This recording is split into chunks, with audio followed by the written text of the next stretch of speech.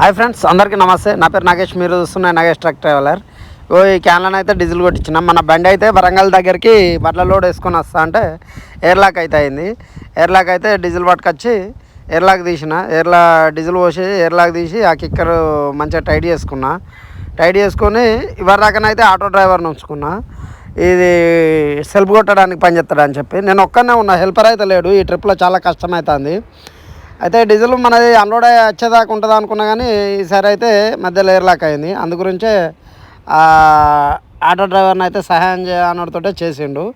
ఇక డీజిల్ కొట్టించుకొని పోతా అంటే ఇక ఎర్లీ మార్నింగ్ అని చెప్పి ఫస్ట్ అయితే మనకు ఛాయ్ తాగాలి. ఛాయ్ తాగకపోతే రోజు అయితే గడవది.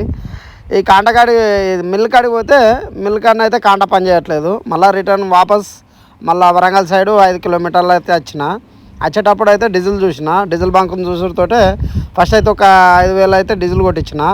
బంకులను అయితే డీజిల్ కొట్టించి ఇక మనకి ఎట్లా డీజిల్ లేదు అని చెప్పి ఒక 5,000 అయితే స్పేర్గా డీజిల్ కొట్టించుకొని మళ్ళీ మిల్ కాడికి పోయిన ఫ్రెండ్స్. కాంట పెట్టుకొని పోయి ఇది శాంపిల్ అయితే చూపెట్టిన. శాంపిల్ చూపెట్టడంతో ఓకే అని చెప్పిండు బ్రదరు.